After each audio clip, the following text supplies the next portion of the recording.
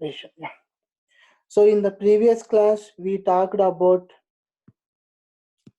association rule mining. Association rule mining. Okay. So today we have two classes back to back. So what we are going to do is, in the first class, we will be talking about classification and clustering. Then in the next class, we will be going back to the association rule mining, and we see how we execute association rule mining algorithms in big data. Okay, what are the challenges that we get and how we address. So that will be the outline of today's classes. Okay, so now we will talk about the current class. Okay, so in this class we will be talking about basic learning techniques, so which are basically supervised learning, unsupervised learning, followed by classification, which is a supervised learning technique, followed by clustering. Okay, so in this class we will be doing an example of k-means algorithm. Okay, how k-means works and everything. So okay, so we have learning here. Okay, so the learning is broadly divided into two categories. Okay, one is called supervised learning, the other is called unsupervised learning. Okay, so in between these two types of learning, we have something called semi-supervised learning. So in supervised learning, what we do is we have data. Okay, so I'm giving you the example here. So we have some data, and for each data we have some class label. Okay, so here I'm giving. Okay, so I am talking about the which professor is tenured and which professor is not tenured. So this is the class label. So given the data which has some class label, you want your algorithm to learn from this data. You call this data as you call this data mining as supervised learning. Okay, on the extreme side, okay, there is unsupervised learning. Okay, what happens here is, for the data we don't have any class labels. Okay, and even you are given with such a unlabeled data, you should make some sense out of it. For example, here I am giving you three documents. Okay, so in these two documents are talking about Japan, while one document is talking about a completely different topic, that is COVID-19. Okay, what we do is we simply give this data. Okay, uh, this data. Now the algorithm should understand this data. Okay, so the data mining model or the algorithm should understand this data and should group them, saying that okay, first two documents are one topic, the remaining last document is a different topic. So this is called supervised learning. Okay, now in between is the supervised unsupervised learning. So it falls in between the two. Assume you have a huge data, okay, which is unlabeled. Okay, now what we want to do is we want to learn from this data. What we try to do is we extract a portion of the data. Okay, label some instances. Okay, we do the labeling of some data, and then we train the data. Okay, so you build some models like this. Okay, some model. Once you build this model, you apply this model on the huge corpus. So this is called semi-supervised learning. Okay. So in supervised learning, okay, we have basically two types of learning mechanisms. One is classification technique. The other one is prediction. So the key difference between the classification and prediction is, if your data, if the class labels are qualitative by nature, like in this case, okay, binary, okay, or categorical, okay, Monday, Tuesday, yes, no, sorry, yes, no. If we have such data, okay, qualitative data, we call it classification. If you have quantitative data, okay, like 1, 2, 3, 4, 5, 6, something as a class labels, okay, we call this as quantitative variables. So when we perform classification, we call this as prediction. So that is the key difference. Depending upon the type of the class label, we will say whether a supervised learning is classification or a prediction. Okay. Similarly, in unsupervised learning, we have a data mining technique called clustering. Okay. So we have several types of clusterings: distance based, hierarchical based, density based, and so on. Okay. So in this class, we talk about classification. Okay. And we talk about distance based learning. Okay, which is K means.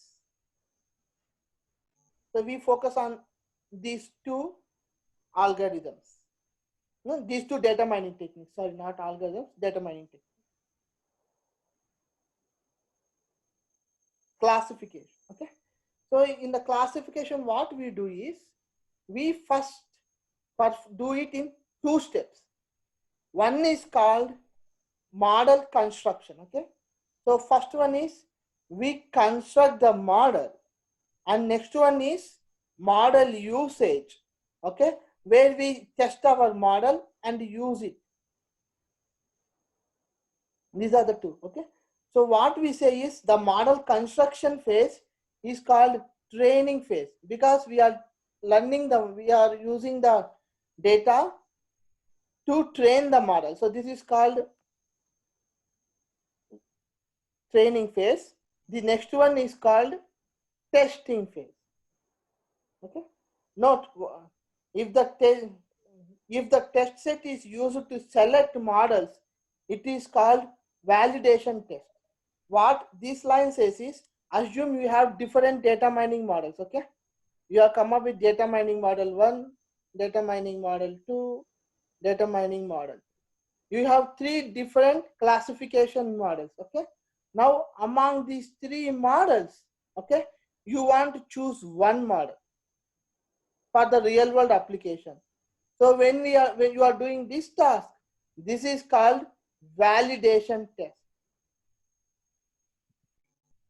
Okay, choosing one model from many data mining models is called validation test. So let us see how it happens. Okay, first, this is, we have some huge data. Okay, what we try to do is we take some portion of the data and we call it training data. Okay, so this is the portion of the data which we are calling it as training data. What we do is we give this data to the classification algorithm. Okay, this classification algorithm will learn from this data and it will create a model.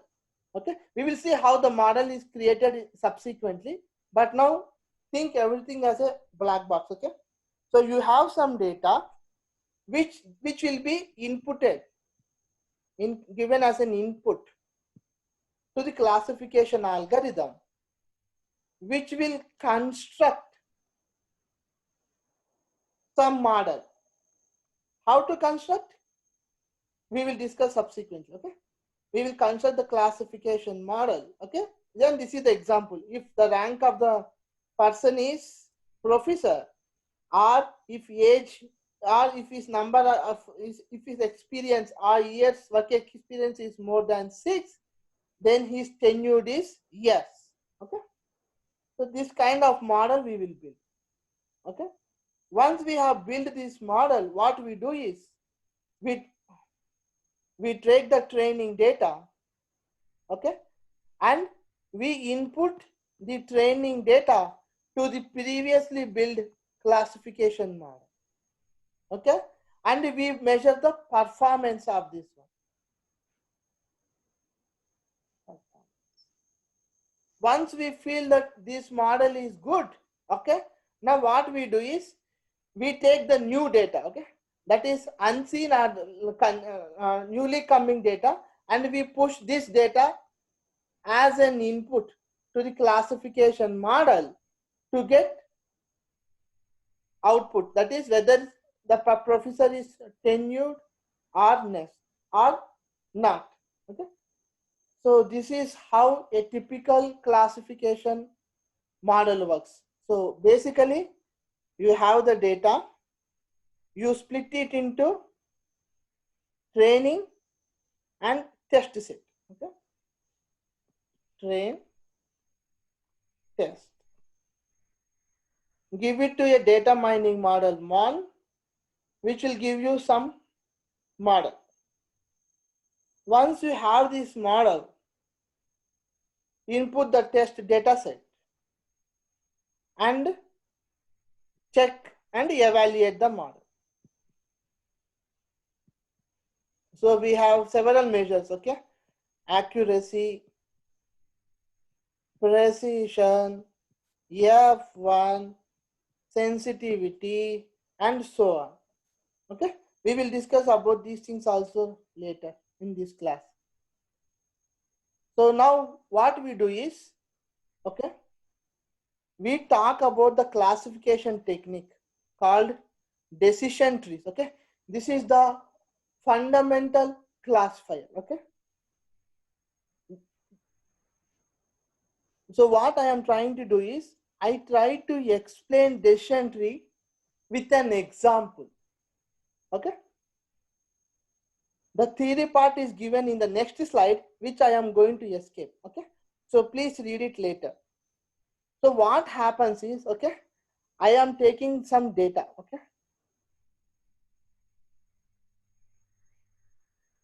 given the age of the person, the income of the person, whether the person is student or not, and his credit ratings. Okay, you want to know whether he or she will buy a computer or not. Okay, so this is your class label.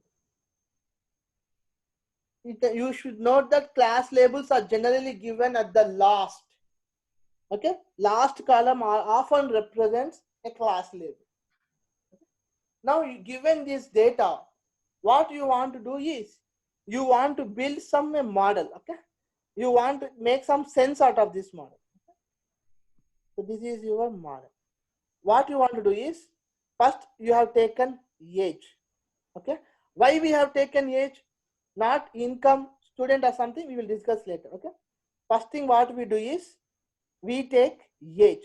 Okay, now you can see age is divided into less than or equivalent to 30, 30 to 40, and more than 40. Okay, so we have 30, 31 to 40, more than 41. Once we have it, what we do is we divide this less than or equivalent to 30, we classify it using whether the person is student or not. Okay, if the age is above 40, we use credit rating to split the data. Okay, in this way we split the data and make sense. Okay, now you can see, okay, decision tree gives you, okay, reasoning.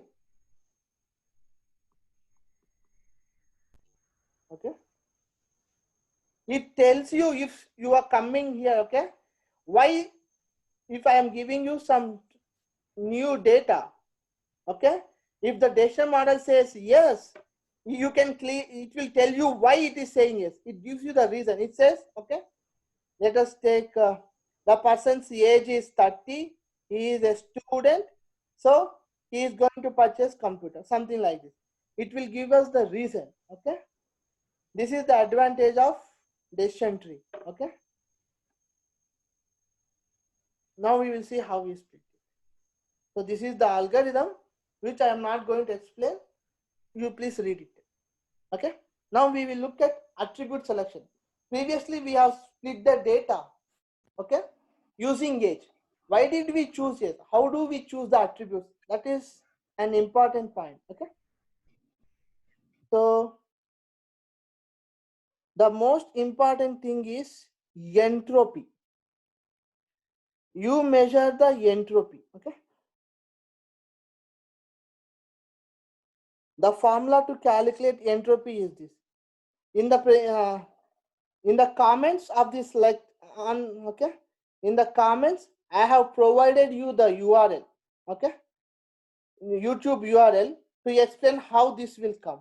I am not going to explain it how this measure is come, okay. It is beyond the scope. It itself, this measure itself will take 30 minutes to explain, okay. So assume there is this entropy measure, okay, entropy formula, which measures the amount of information that is within the data. Once we have this entropy measure, we measure the information that each attribute is contains, okay. So based on this information, what we do is we calculate something called gain, okay, and the attribute that has high gain is used for splitting the data, okay. So let us do this with the example, okay. I am giving you 2 minutes time, okay. Please write down these two in the paper. Please note down these two formulas, because now we are going to work on them. So please note it down. I'm giving you 2 minutes time. Please note these two formulas in some paper or something.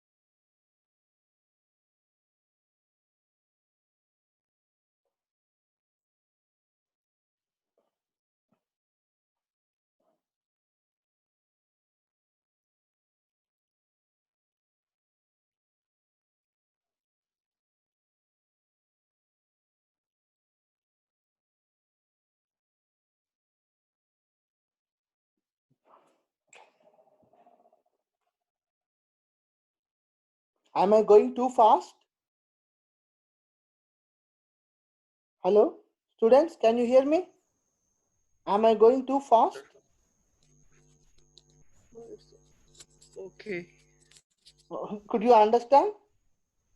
Yes. Okay. Any doubts until now? No.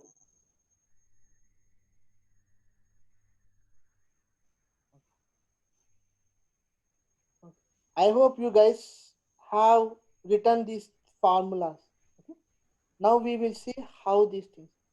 Now I will go very slow so that you can understand and use it in your research. Okay. The next one that I am going to explain is very, very important for your research. Okay. Okay. The first one is, okay, when you are doing research on machine learning or anything, okay, you have some data, okay, some class label is there or not, okay, you have some data. For example, okay, let us assume your data is this one. This is an example. Sorry.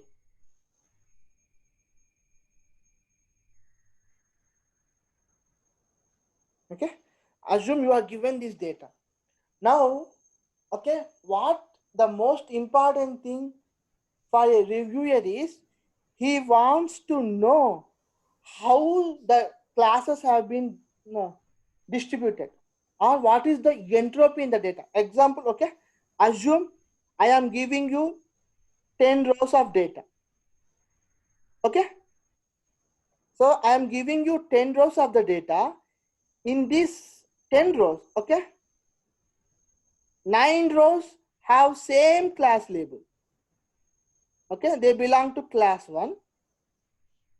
Only one class, okay, assume 10 to come, okay, only one row belongs to class 2. Okay, you can see this is a biased data. Okay, this is not very highly biased because no matter whichever model you use, okay, it will have accuracy of 90%. Yes. Okay, so when you use such kind of data, okay, the problem is your model is biased. So any model you use, it will have very high. So when you are using such data, as a reviewers or any person, they don't want to use your model. They are highly biased models, we call. Okay, so the important thing is when you get any data, the most important thing is you have to calculate entropy, means how well, okay, the data has been split between the classes. For example, if I give you 10 rows of data, 5 rows of one class and another 5 rows of another class would be good. Okay, it has very good amount of class distribution. But in this case, this is bad. So what we do is we use something called entropy to calculate. Okay. So now let us look at this example. Okay. So in this example, we have 4 attributes. Okay, look careful. Okay, we have 4 attributes and one class label, which is a binary class label. Okay, so we are doing classification. Now what we do is check how many classes contain S. 1, 2, 3, 4, 5, 6, 7, 8, 9. Okay. Okay. So the number of, so the class P, that is Bayes computer, is 9. Okay. Similarly, number of classes that contain no is 14. There are 14 tuples here. So 14 are, let us count. 1, 2, 3, 4, 5. So there are 5 rows for class label yes, class label no, and there are 9 rows with class label yes. Now what we do is we calculate entropy or information that is in this database D. Okay, so we call it I of 9 comma 5, that is okay, you have the equation. Okay, you have written this equation, right? It is a summation of 1 I1 to IM, where M is nothing but classes. Okay, Okay.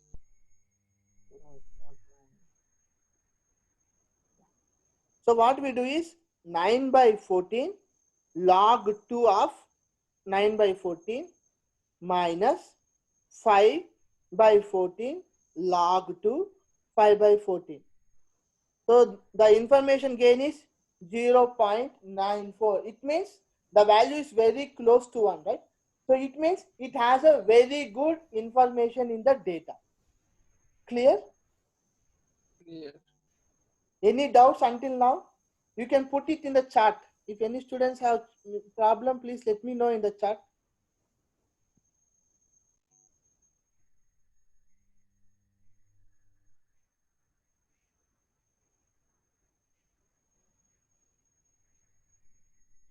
If you have no doubts, I am giving you a small example for you to work on. Okay, I am giving you a new data set. Okay, this is the data set.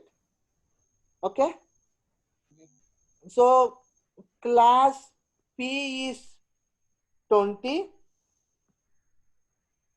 class no, okay, negative class is only 1. Now calculate the entropy and let me know the value.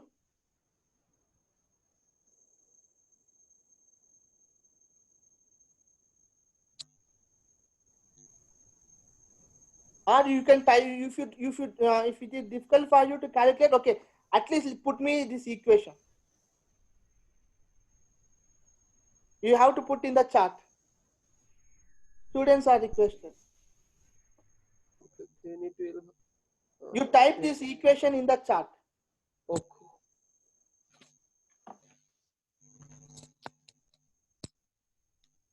I am giving a new data with 21 rows, where 20 rows belong to class P, that is positive class, and 1 row belong to negative class. So now how do you calculate entropy?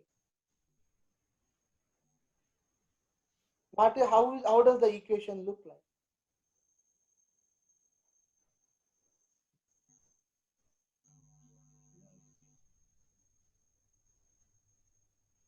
I give you 4 minutes time, okay? At 9:30 we will start the lecture. Take 4 minutes of time and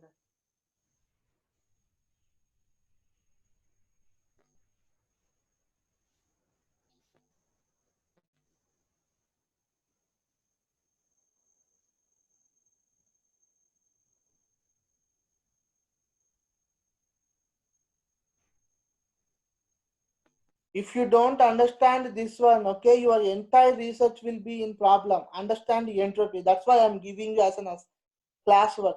Do it now and put it. If you have doubts, put the message. I will explain. If you can understand this entropy, okay, entropy is something that if you are going to work in machine learning, entropy is some measure that you will be using in everyday life. For example, if you work in any company and you say that your model is predicting at 90% accuracy, okay, they first ask is what is the entropy of your data. One after knowing that only they are interested in your model. If your entropy is uninteresting, then are biased. No matter how good is your model, it's useless in most of the applications. So first learn how to calculate the entropy.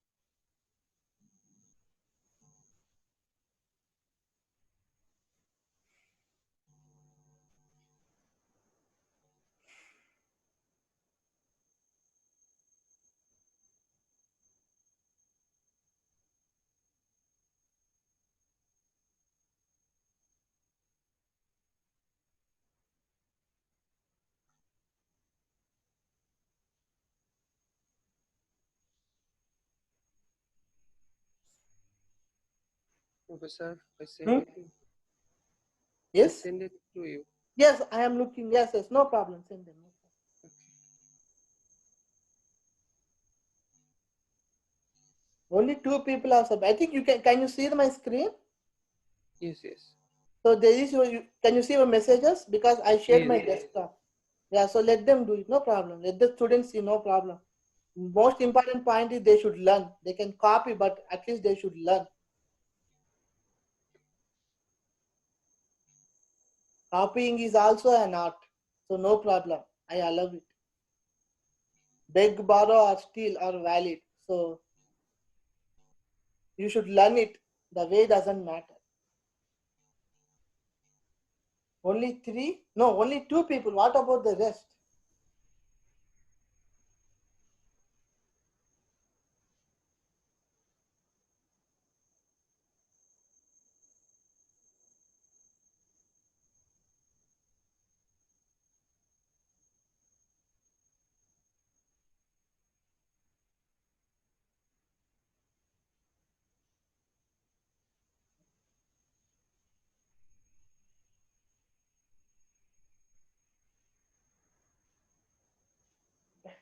Time is up.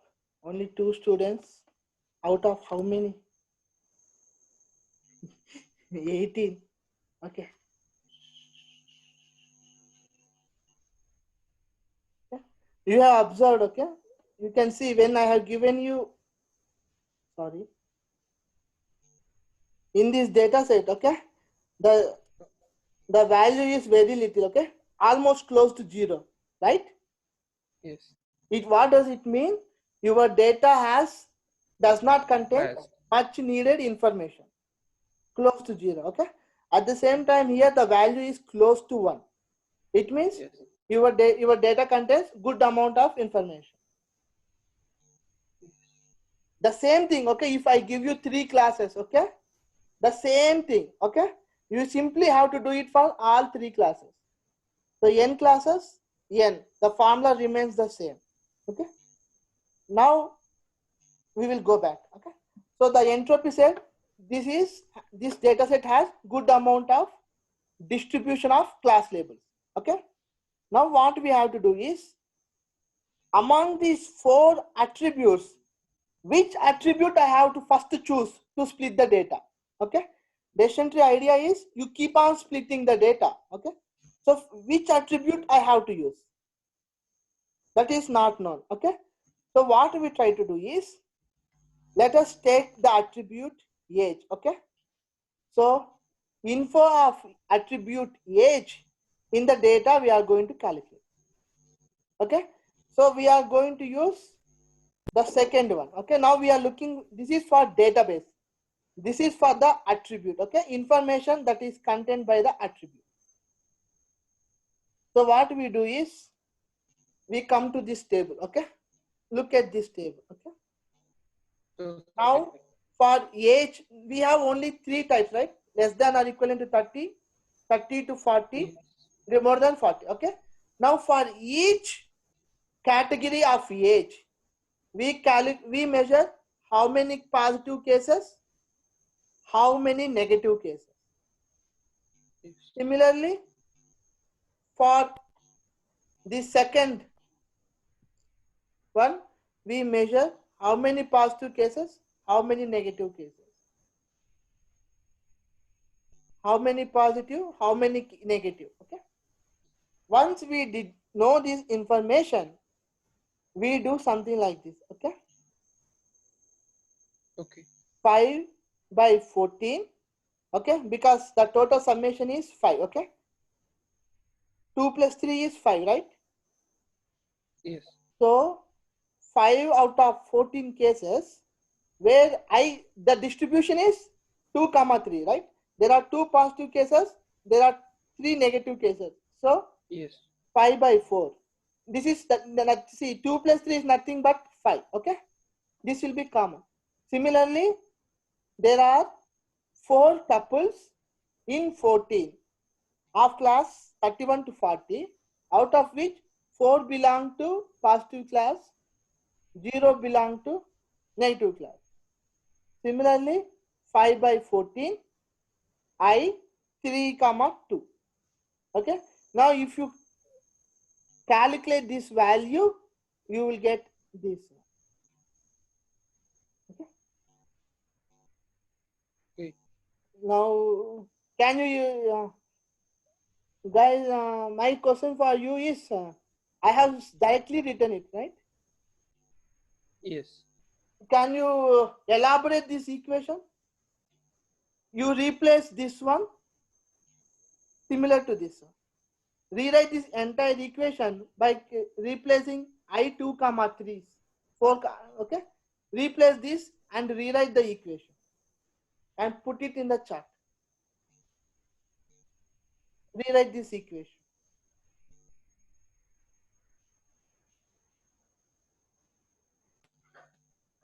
Okay.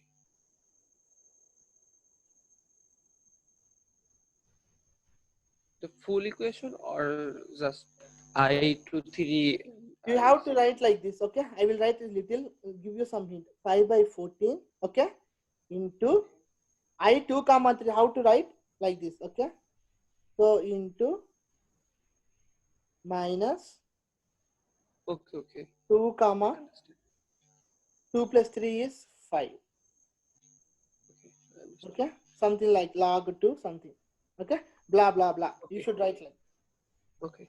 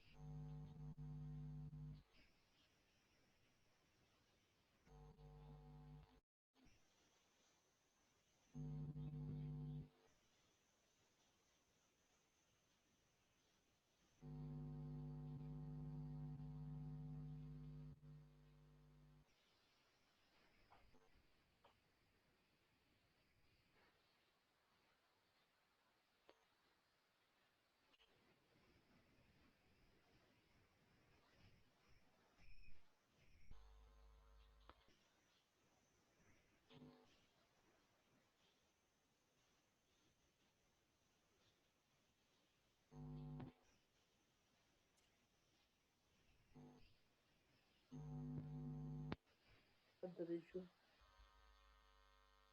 I missed some. Okay, I paused it and I forgot the ratio. Okay, now I'm giving you one more. Age 40, income low, student no, credit rating fair. Will he purchase?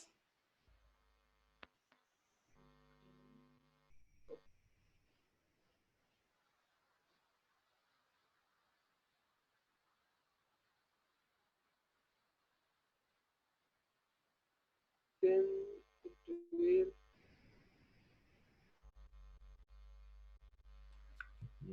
Yes. Yes, correct. Why? Because we go here, okay? We go to 40. Then we don't need to worry about whether he's income and student, because once the person is age 40, what we need is, we only need credit ratings, okay? So we only take the credit rating of this one. So it's fair. So we come here, then take credit rating. Okay. Now one final one. Less than or equivalent to 30.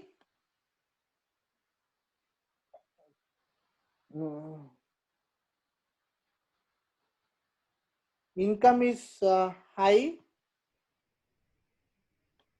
Student or no, he is not a student. And his credit rating is excellent.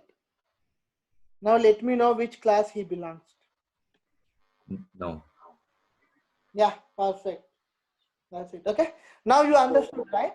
How the decision tree gives you the information. If Yeah. you get some output, okay, yes or no. Yeah.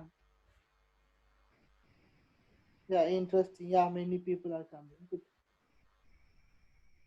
So you get this information, okay? So what you get is, this is called reasoning, okay? You clearly know why the model is giving you a particular output, okay? Now I think you all come about machine learning, right? Artificial neural networks, SVM, okay? They are called black box models. Why? Because if an algorithm gives you the output, okay, it's okay, I can give the same data, okay? Then what happens? It says yes or no. But the thing is, the person cannot understand why the model has given yes or no. Okay, that is the limitation.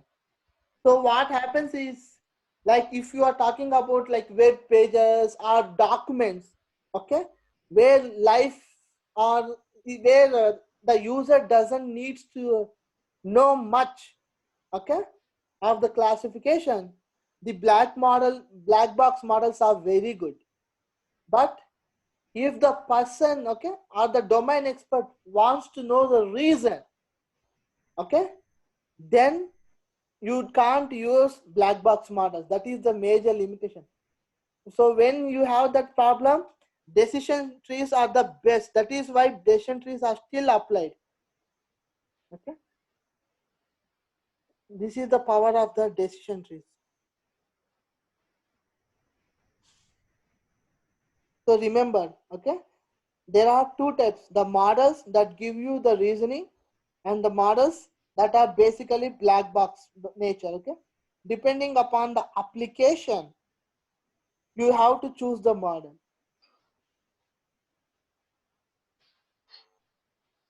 Now that we, okay, so any doubts on decision tree? Is it clear? No. Yes. So if you have any doubts, let me know. So we have completed decision tree. Okay, so now we have talked about the decision tree model. Okay, now we will see how to evaluate a particular model. Okay, so this is called 80-20 rule. So what we try to do is, given the whole data, okay, we split the whole data into 5 parts. Okay, then Okay. what we try to do is, 4 parts will be used for training. Okay, and 1 part is used for testing. So these 4 constitute of 80% of the data, and this one becomes 20%. So this is called 80-20 rule. Okay, so we divide the data into 4. First one is entropy. Okay, you should have good amount of entropy. If I told you if something has 20 and 1 is useless, because one, in most cases it is 100% belong to one class, they belong to one class, they belong to one class, they all belong to one class. Here 99.9% belong to one class, only 0.1 belong to another class. So if such a distribution happens, it's useless. Okay, that's why we look at the entropy first. Once we have the entropy, there will be equal distribution. Okay, roughly. We don't have such a kind of biased distribution. This is called biased distribution. We reject simply because of this biased distribution. If you have such data, unfortunately, then you have to clearly specify in your paper. Our application demands data to be biased. Okay, if you don't use that sentence, then getting acceptance is very hard. Okay, now having done this, okay, now you understood, right? 80-20 rule, we divide the data into 5 parts. Now how do we validate? Okay, so here is the thing. Okay, so we are talking about the binary classification. Okay, so assume your data has positive cases and negative cases. Now you have trained the model and you are testing the model. How many of you know about confusion matrix? I know. Okay, so we have to, okay, if anybody doesn't know, please let me know. Okay, confusion matrix is basically 2 square 2 matrix. Okay, as shown below. We have true case, we have false. Then we have positive case, we have negative case. So the combinations will come here. Okay? Then we measure these measures: accuracy, okay, precision, F1, then sensitivity and specificity. Okay, there are several measures. Okay, please go through this link and look at various measures. Okay, the most important thing you have to remember is each, okay, note down, this is very important in your life. Each measure has a selection bias. You can never escape. Each measure has a selection bias. So there is no universally accepted best measure to evaluate a model. Remember this. So you have to evaluate depending upon the application requirements. You have to use your interestingness measures. Okay, so whichever interestingness measure is, they all fall in these two categories. Okay, so remember this. Each measure has a selection bias. That's why if you are like when you are presenting the paper or something, people ask, why are you using only this one? Why are you not using sensitivity? Why are you using only accuracy? Why are you not measuring sensitivity? You have to give it. My application requirements wants me to use only those measures that give importance to true positives, okay, then true negatives. If I want to give importance to accuracy, I will say like this. Okay, I am my algorithm, my application is more concerned about these two values. That's why I am using accuracy. If not, some other. You have to concretely say this one. This is how you have to defend your model.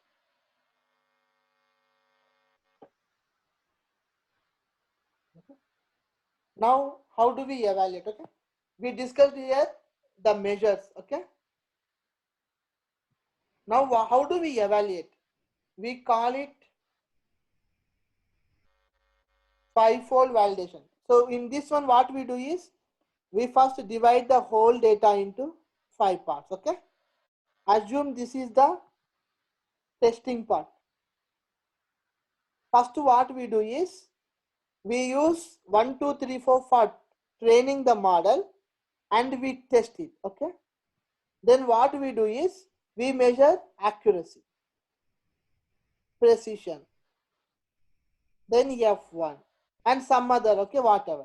Next, what we do is we take one, okay, as a, we take other data set as a test set, the other 5 data sets as a training. Okay, so assume we are using decision tree model. Okay, decision tree. So first what we try to do is we first use these 3 to train. Some model is built. Then what we do is we use this for testing. Yes. Similarly, we use these 4 for training, this one for testing. Okay, so again we get some other values: accuracy, precision, F1 and so on. Similarly, we get all for this. Once we get these values, we take average. Okay, if you think average is biased, then you can say what is the minimum accuracy you have measured or the maximum accuracy you have measured. And then you can also report standard deviation between the measurements. So this is called 5-fold cross validation, and the procedure is like this. Okay, you keep changing you split the data into small buckets and you keep changing the buckets so that all buckets are used for testing and all buckets are used for validation. training and testing. Okay. So this is cross validation. So any doubts until now? So with this classification is basic way of classification I have completed. Any doubts? No. Or is it clear?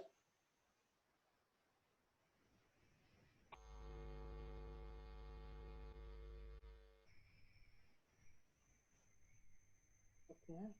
So since there is no answer, I think it's clear. Now I'm moving to a different topic. Okay. Now we talk about clustering.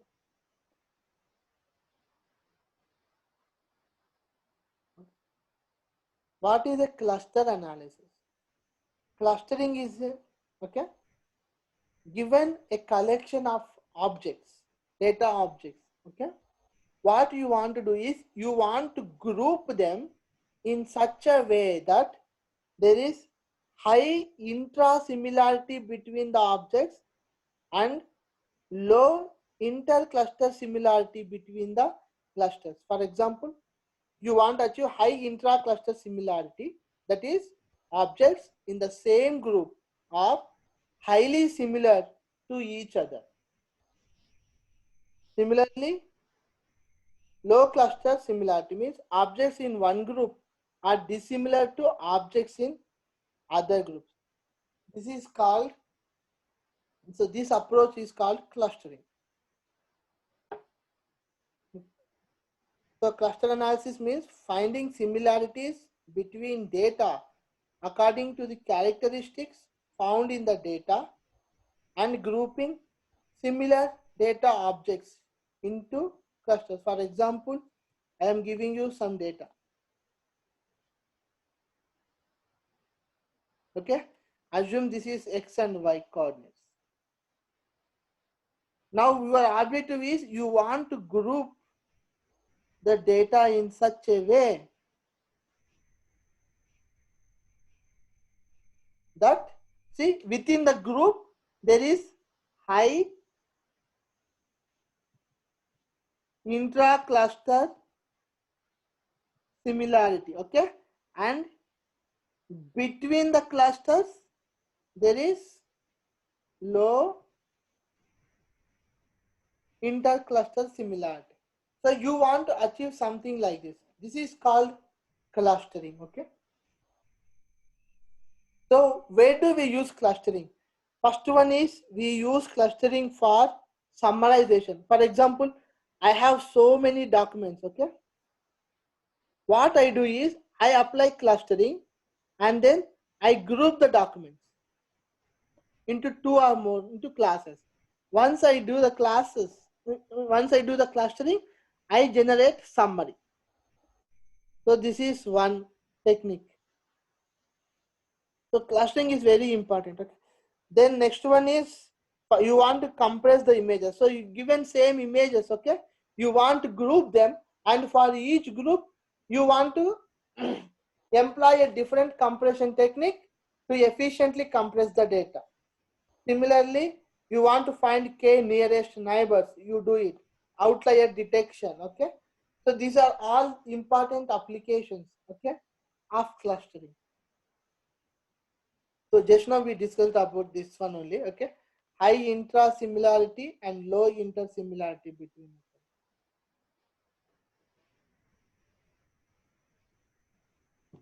them. No, this we can read later. Yeah, not we don't have time. I think the time we have is until 10:50, 10:40. Okay, this thing is not.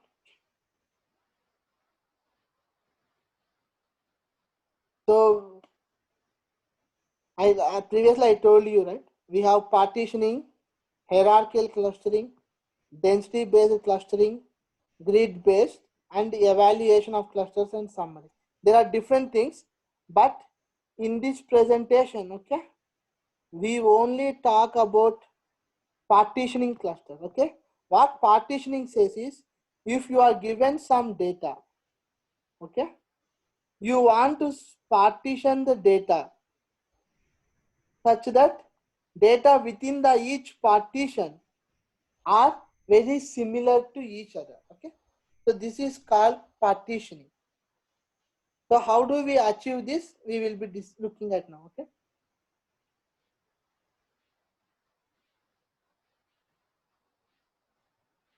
So what is the partitioning method is? Partitioning of a database D of n objects into k clusters such that the sum of squared distances is minimized. Okay. So this is the distance between the clusters. This is the equation. We will see how this equation comes later. Okay. For time being, assume this magic has given you this equation. Okay? So I am giving you a data set of n objects. Okay, and you want to group the n objects into k clusters. So that is the objective. How do we group? We use distance measures to calculate. So there are two basic algorithms for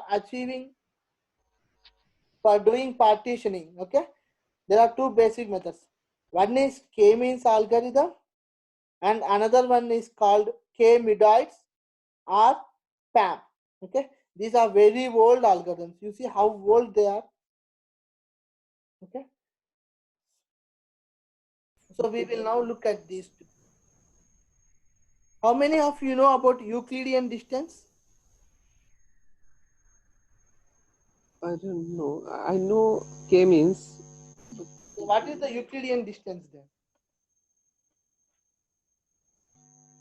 How does k-means work? um, K means works like we separate the data with K Have you? parts. Not like that. Okay, what we will try to do is we will try to do it with an example so you will understand. Euclidean distance, let me explain to you. Okay, I am taking x, this is y axis, this is x axis. Okay, I am taking 2 points. Okay, this is x1 y1, this is x2 comma y2. What is the formula for Euclidean distance?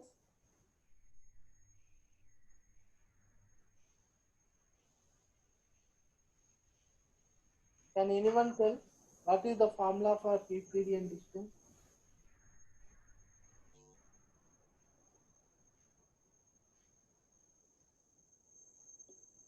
Forgot? It's very simple. Square root of x2 minus x1 whole square plus, come on, you should never forget this distance measure. No, I don't understand the questions. The That's question why. is, how do you calculate Euclidean distance between the 2 points? Distance between the 2 points. Okay. Fine. Euclidean distance formula is this one, right? x2 minus Yes. x1 whole square plus y2 minus y1 whole square. Y1 whole square. Yes. So this is the Euclidean distance. We use this equation, okay, to perform clustering. We will see how. Okay, I am not talking about the theory part. You go through the papers or YouTube, whatever. Okay, my objective is to teach you how this thing happens. Okay, so we will explain. So what we try to do is first, okay, I am giving you the data. Okay, Okay. or let me, I think this representation will be incorrect. I will take XY axis.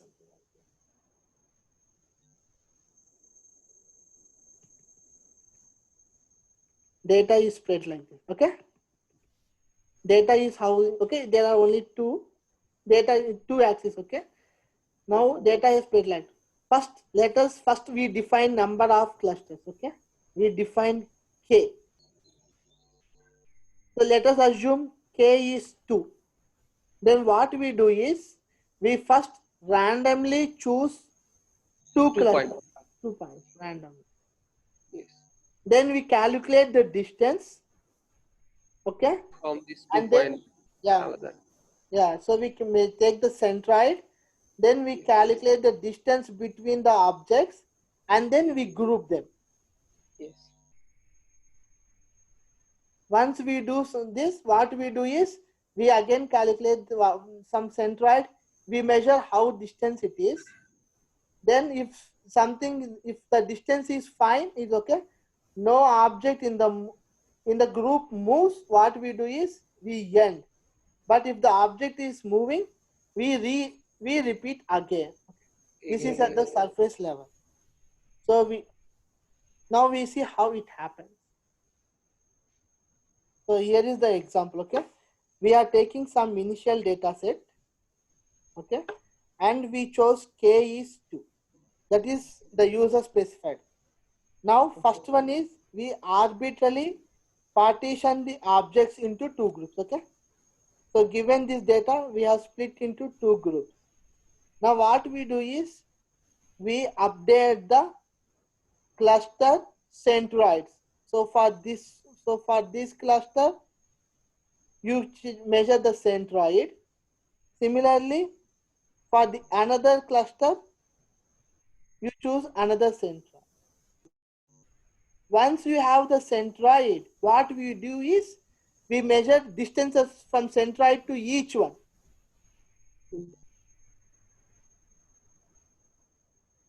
Similarly, you have to measure for each. Okay. Then based on this, you reassign the ones that are okay based on the closest distance. We will reassign.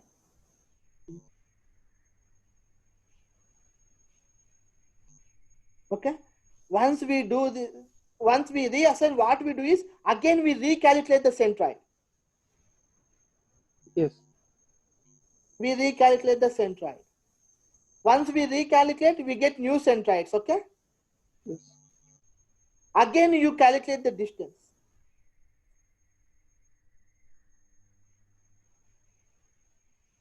Again, based on the closest, you put them in the clusters.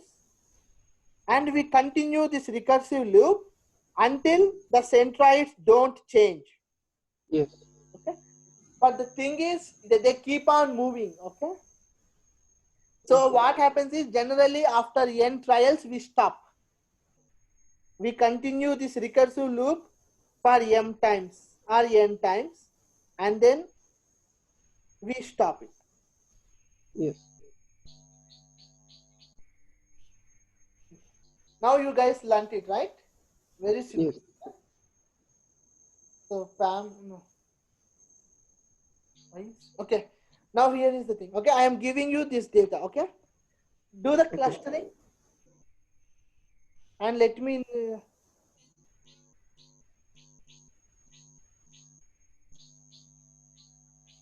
Can you do this one? How many of you can do it? All of you know K-means, but how it is done mathematically, how many of you know?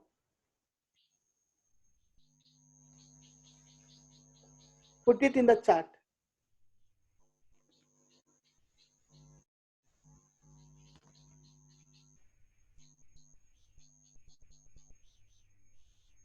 How many of you can work on this one?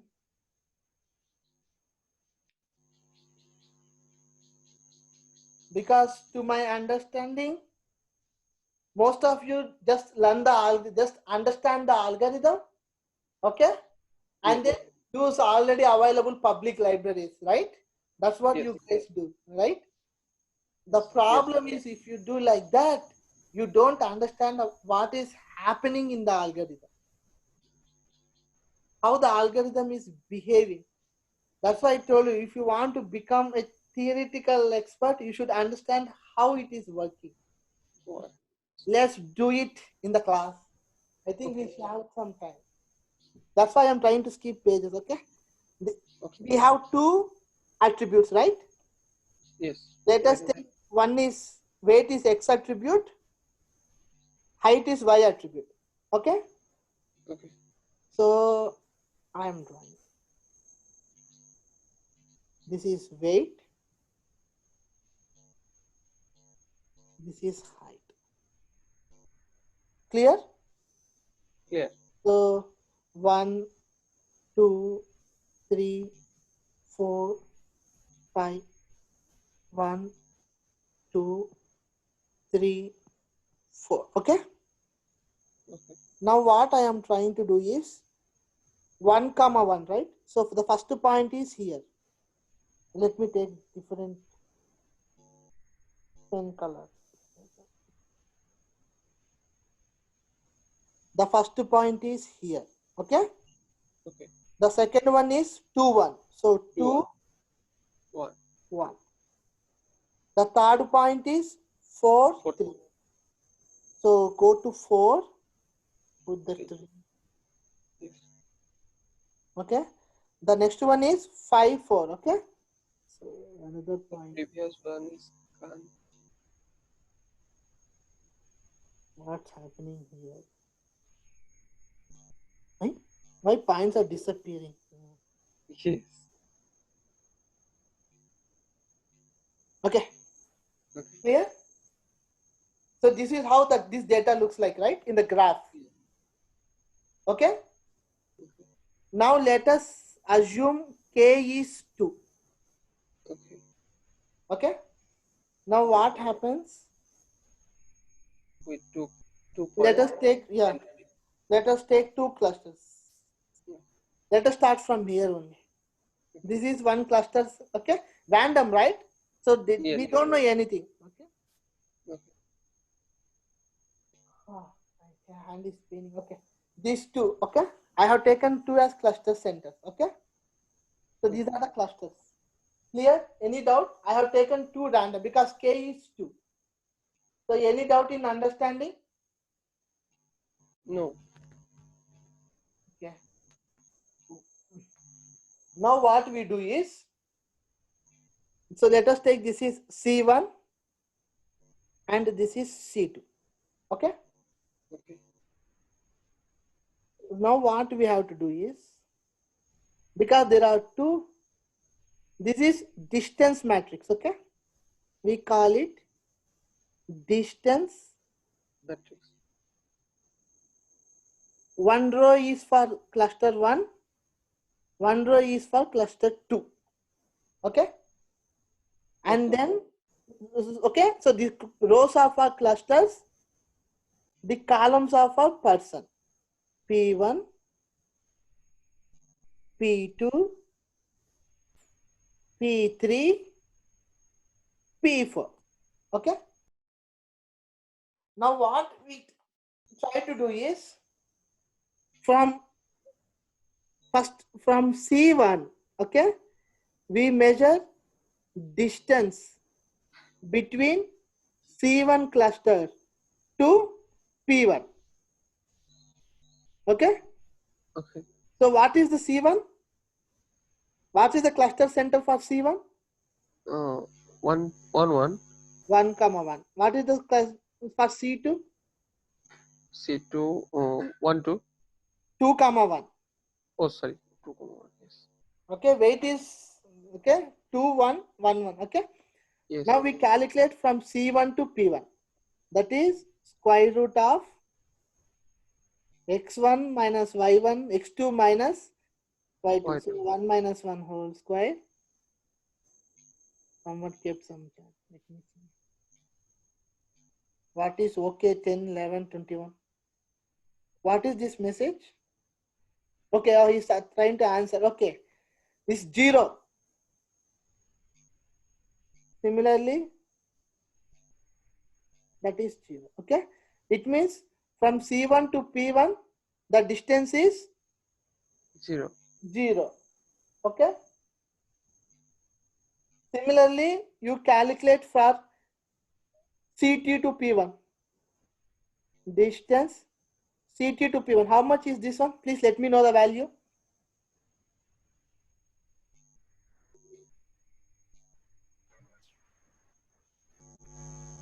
You can put the message also, no problem. 1. A distance 1. Yeah, the value is 1. Okay. Okay. So we keep it 1. Okay. Now similarly you calculate distance. We calculate distance between C1 to 0.2. How much is it?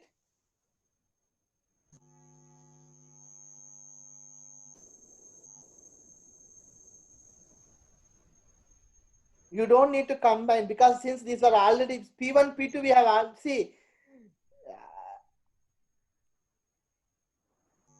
If A to B is 5 kilometers, okay? B to A is also 5 kilometers, okay? So simply Yeah. this will become like this. You don't need to compute. That's the trick, okay? It's a mathematical trick. You don't need, okay? Similarly, now we calculate distance between C1 to P3, okay? So you do this one. How much is the value?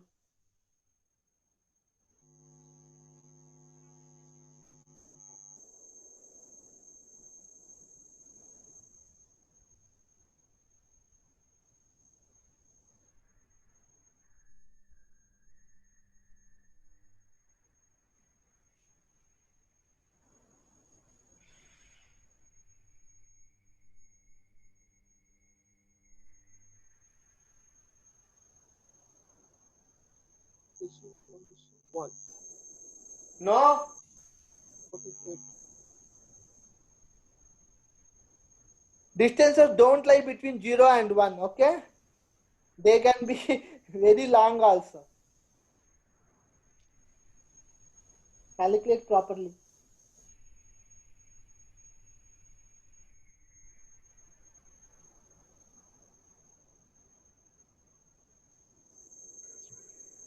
Here P3 means 43. Huh? Yeah, 4, 3. Yes.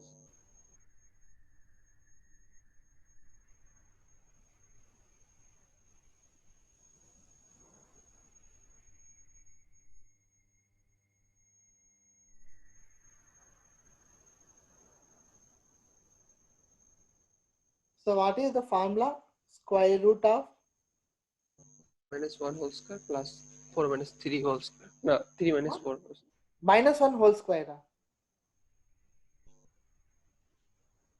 What do you mean? This is 4 minus 1 whole square plus 3 minus 1 whole square. Yes. Yeah, what is the value?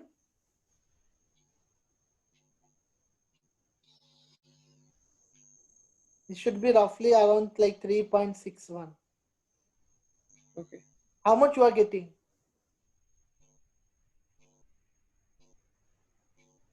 Okay, anyway, okay. So this is how we calculate. So we get 3.61. The other one is 2.83. This is 5. This is 4.24. Okay, clear? Okay. So I'm okay now because we don't have so much space. I am deleting the rough work. Okay, but I hope you guys understood it. Now that I am removing, you cannot find this layer. Why it's not? Windows, I really hate.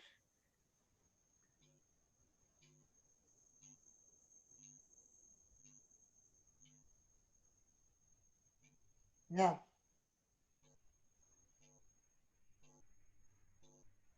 You have to give me value. Square root of 13 means how can I calculate? At least you guys have a computer. Now I don't have computer. Okay? You got this distance matrix, right? Yes. Okay? Now here is the thing. Okay? P1 is close to which cluster? Which is the smallest of the two? 0. Okay? So C1 contains P1. Okay? Now you go here. Which is the nearest? Which is the smallest? C2. Oh, P2. C2, right? 0 is the Yes. smallest, right? Yes, yes. So which is C2, okay? So P2 belongs to class C2. C2. Clear? Okay. Or you can or you can do like this. This is the lowest, okay? Okay. This is the lowest. Yes. This is the lowest. Yes. This is the lowest. Right? Yes. So what this says? P1 belongs to class C1. Okay. Then P2, P3, P4 all are C2. belongs to class C2. Yes. Okay? I hope this is clear. Yes. Okay. Now once we know this information, okay? Now we measure the centroid.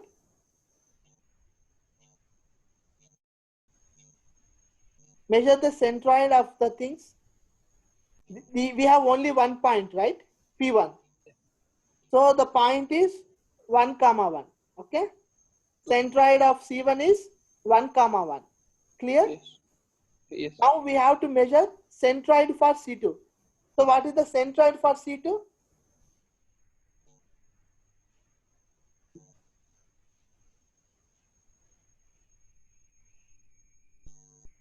How to measure centroid? What does centroid mean? Centroid is nothing but average. Yes. So how do you calculate? Okay? P2, P3, P4, right? Yes. So what is the X value of P2? X value P2. 2. Okay.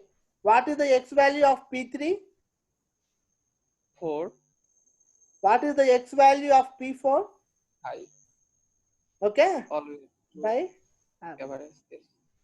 Similarly, tell me the Y value of P2. 1 plus 3 plus 4 by 3. Yeah, see, now you understood how this is happening. Okay. So what is this value? Tell me. Oh, what happened? Oh my God. So this is approximately 10, 9, 10, 11. Okay. 11 by 3, 7, 8 by 3, right? 4 plus 4, yeah. Okay. This is the new centroids. Clear? Here. Okay. Now what we have to do is, we have to repeat again. Okay. Now what you have to do? You have a distance matrix. Okay. And you have cluster 1, cluster 2. Okay. This is 1, 1. This is 11, 3, 8, 3. Okay. Then we have P1, P2, P3. P3. Oh, we have so much space. P4. Okay. Now measure distance between C1, P1. How much it is?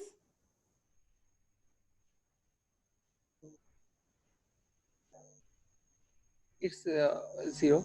0. Correct. Okay, because you have already calculated it. Okay. Yes. Yes. Yeah. Now calculate distance between C2, P1.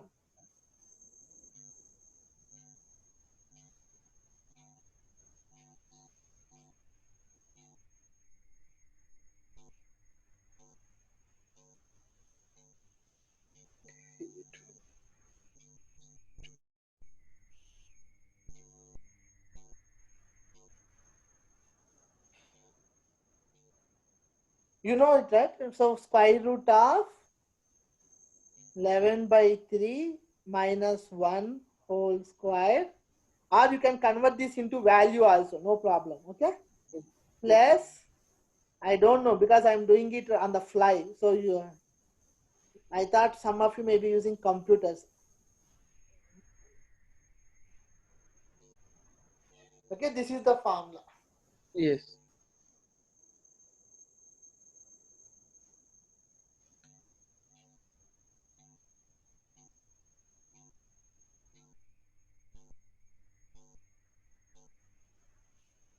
This value will be roughly 3.14.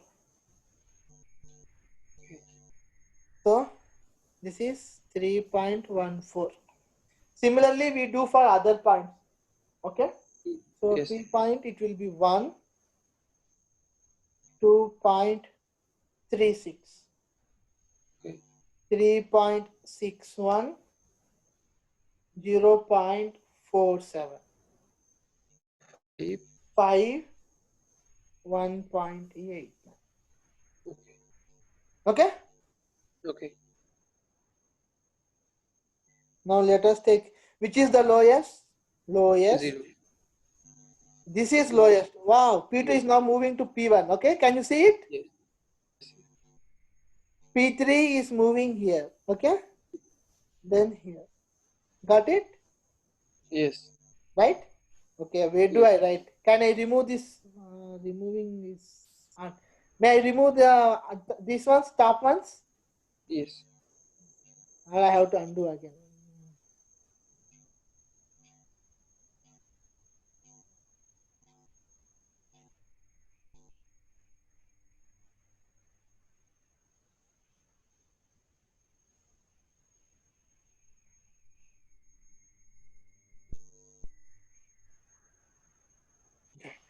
So now, what are the components of C1?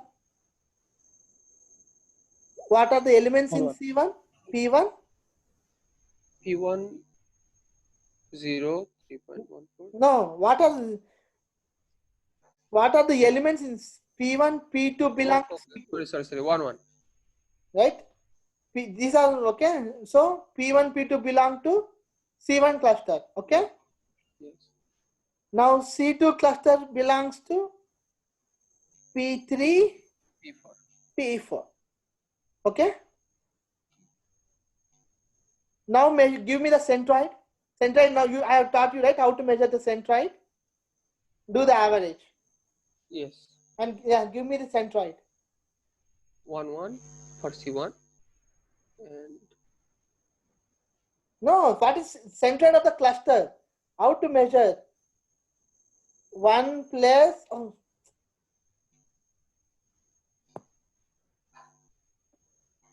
uh, 1 plus 2 by 2, comma, 1 plus 1 by 1 by 2. 2. Yes. Similarly, 4 plus 5 by 2, comma, 3 plus 4 by 2. Tell me the values.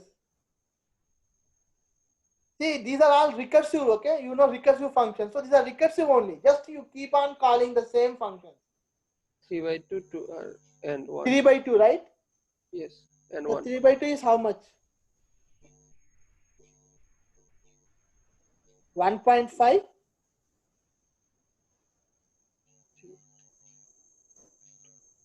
Yes, 1. Come on. Yes.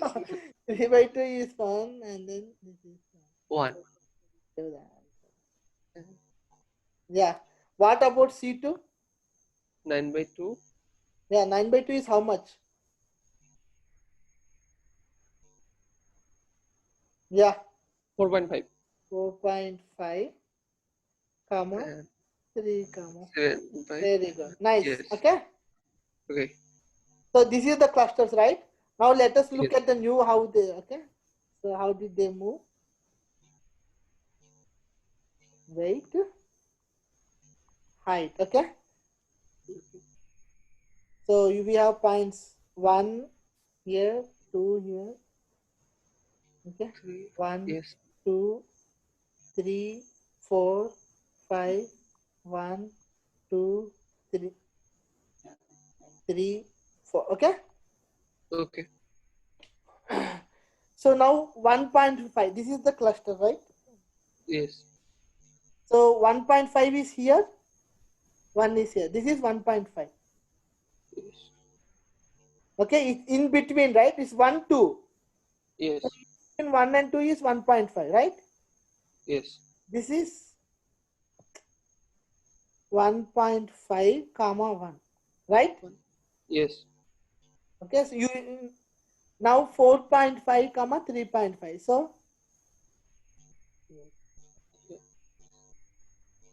Middle of the boundary.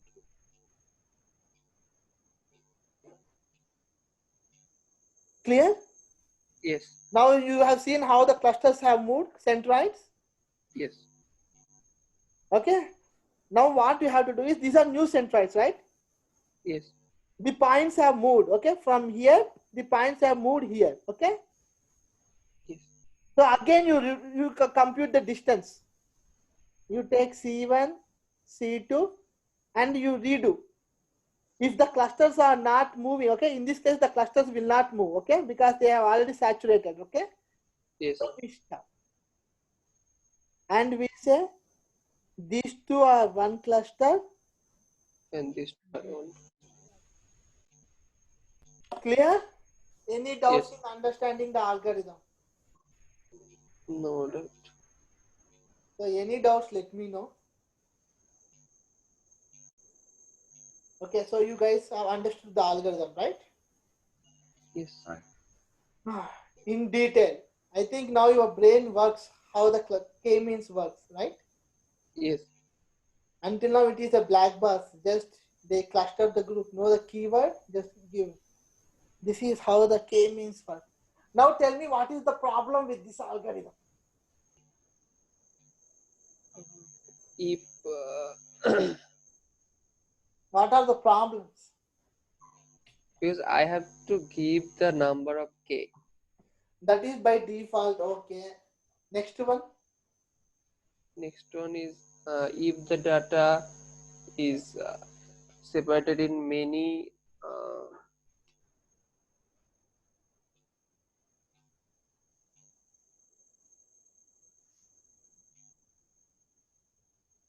classes, then it will No. problem. The fundamental question is, what is the limitation of average?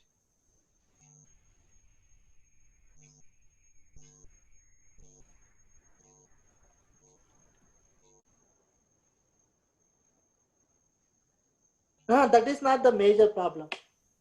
Not how many times. The fundamental problem is with the basic, okay? We are talking about centroid, right? Which is basically Yes. average. Yes. Yeah. I told you each measure has a selection bias. Okay? That itself is the weakness. So what is the problem with the average?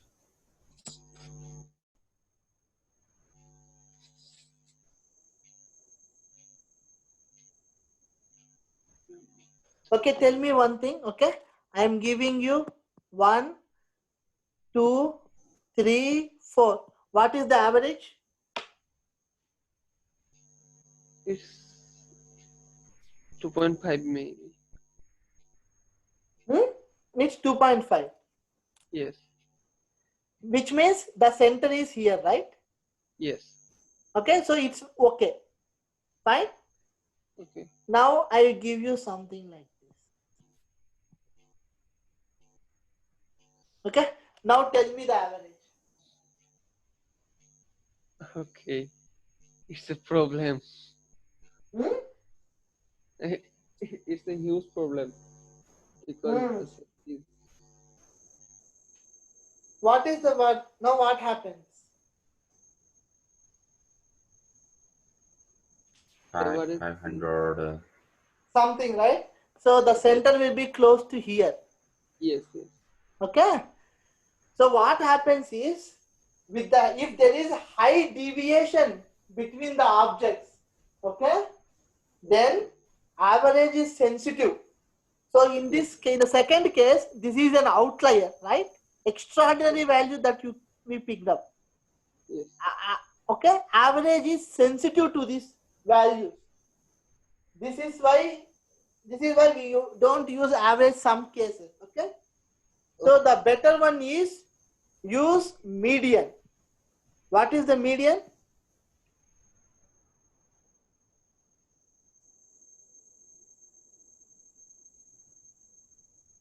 Median means you simply take the middle value.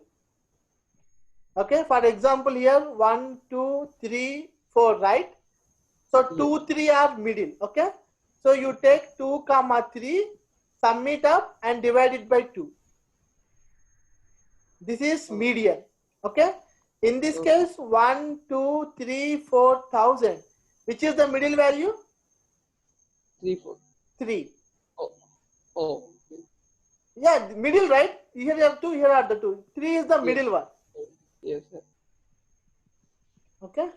So you take this one as the center.